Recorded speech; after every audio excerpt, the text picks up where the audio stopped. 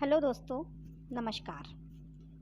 मैं आज आपको एक कहानी सुनाने जा रही हूँ जो पंचतंत्र से है, जिसका शीर्षक है रंगा सियार। एक बार एक सियार भोजन की तलाश में भटक रहा था। वह दिन उसके लिए बहुत बुरा दिन था, क्योंकि तब वह उसके खाने के लिए कुछ भी नहीं मिला था। थका मांदा और भूखा वह काफ़ी देर तक चलता गया और अंत में शहर की गलियों में जा पहुंचा। उसे पता था कि सियार के लिए शहर में घूमना ठीक नहीं है, लेकिन वह इतना भूखा था कि इस खतरे का सामना करने के लिए भी तैयार हो गया। मुझे खाना मिलना ही चाहिए, वह अपने आप ही फुसफुसाया। लेकिन आशा है कि कुत्ते और आदमियों से मेरा सामना नहीं होगा। तभी एकाएक खतरे का बिगुल घंटी सुनाई दी। कुत्ते भौंक रहे थे। वह समझ गया कि जल्दी जल्दी ही वह उसका पीछा करेंगे। वह डर गया, उसने भागना शुरू किया, लेकिन कुत्तों ने उसे देख लिया और वे उसके पीछे भाग लग गए। सियार कुत्तों से पीछा छुड़ाने के लिए खूब तेज भागा, लेकिन वे तो उसके बिल्कुल पीछे आ गए। अचानक वह एक घर में घुस गया। वह घर था रंगरेज का, यानी जो कपड़ा रंगता है उसका। नीले रंग से भरा एक टब था जो आंगन में पड़ा था। दौड़ते हुए सियार उस टब में जा गिरा। जब कुत्तों ने उस सियार को ना देखा तो वह निराश होकर लौट गए, क्योंकि सियार तो टब में गिर गया था। उतनी देर सियार टब में ही छिपा रहा। जब उसे विश्वास हो गया कि कुत्ते तो चले गए, तब वह धीरे धीरे सरक कर टब से बाहर निकल आया। अपने आप को नीले रंग से रंगा देखकर उसे आश्चर्य हो रहा था। उसकी समझ में नहीं आ रहा था कि वह क्या करे। वह आदमी और कुत्तों की नज़र से बचकर जंगल में पहुंच जाना चाहता था, सो वह जल्दी ही जंगल की ओर लौट गया। उसे देखकर सब जानवर मारे डर के भाग गए। डर गए उसको रंगा देखकर। इस रंग का पशु उन्होंने पहले कभी नहीं देखा था। सियार ने देखा कि वो उससे डरे हुए हैं। बस उसने तुरंत ही इस बात से लाभ उठाने की योजना बना ली। तुम क्यों भाग रहे हो? वह चिल्लाया। आओ मेरे पास आओ, मेरी बात सुनो।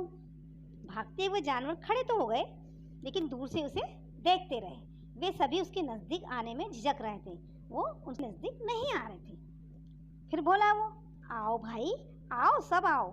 सियार फिर चिल्ला के ऐसे ही बोला, अपने मित्रों को भी बुला लो, मुझे तुम्हें बहुत कुछ महत्व की बातें बतानी है।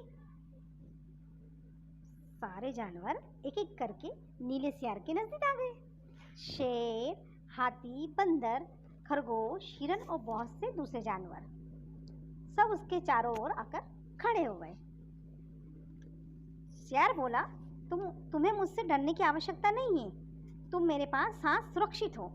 ईश्वर ने मुझे तुम्हारा राजा बनाकर भेजा है। तुम सबको मैं राजा का संरक्षण देता हूँ। पशुओं ने उसके कहे पर विश्वास कर लिया। सबने झुककर उसे सलामी दी, नमस्कार करा। हे राजन, उन्होंने कहा, हम सब आपको अपना राजा मानते हैं। हम ईश्वर को धन्यवाद देते हैं कि आपको उसने हमारा राजा बनाकर हमारे पास भेजा।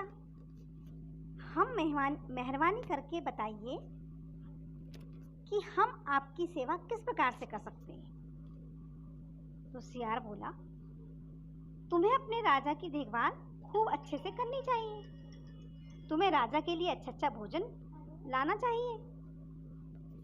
अवश्य, राजन बोला। अब जानवर बोले, अवश्य राजन, हम अपने राजा के सुख के लिए कुछ भी करेंगे। इसके अलावा बताइए, हम आपके लिए और क्या कर सकते हैं? तुम्हें सदा अपने राजा का वफादार होना चाहिए। नीले सियार ने उत्तर दिया। तभी राजा शत्रुओं से तुम्हारी रक्षा कर सकेगा। अब जानवरों को विश्वास हो गया। वे नीले सियार के लिए तरह तरह का बढ़िया भोजन लाते और उसको खूब खिलाते और उसकी सेवा करते। नीला सियार राजा की तरह रहने लगा। प्रतिदिन पशु उसका अभिवादन करते और अपनी समस्या उसके सामने रखते। राजा सब कुछ सुनता, फिर बतलाता कि उन्हें क्या करना चाहिए। एक दिन राजा अपने दरबार में बैठा हुआ था कि कुछ दूर पर उसे शोर सुनाई दिया, आवाज़ सुनाई दी, और जो शोर था और कुछ नहीं था, उस जो सियारों का दल था उनकी वो हुआ हुआ थी। सियार हुआ हुआ करके आवाज़ करते हैं, चिल्लाते हैं। बहुत दिनों से नीले सियार ने अपने लोगों की आवाज़ नहीं सुनी थी। वह अकेलापन महसूस कर रहा था। यह आवाज़ सुनकर वह बहुत प्रसन्न हुआ। उसकी आंखों में खुशी के आंसू झलकने लगे और वह भूल गया कि वह राजा है। उसने सिर उठाया और वह भी हुआ हुआ करने लगा।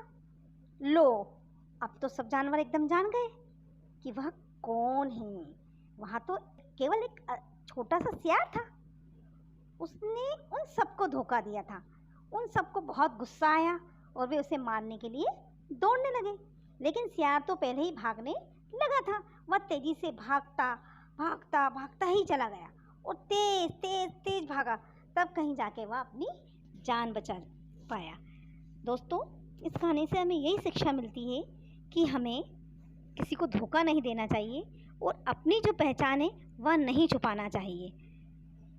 नमस्कार, धन्यवाद। Thank you for listening this story. Please subscribe my channel and please like and follow. Please support us and give love to us. Please support. Thank you so much. और ऐसे ही और कहानियाँ सुनने के लिए इस चैनल को सब्सक्राइब ज़रूर करिएगा। हम लोग ऐसे ही डेली अच्छी अच्छी कहानियाँ लाएंगे, आपको इम्प्रेस करेंगे और आप लोग भी इस चीज़ से एंजॉय करिएगा। Thank you.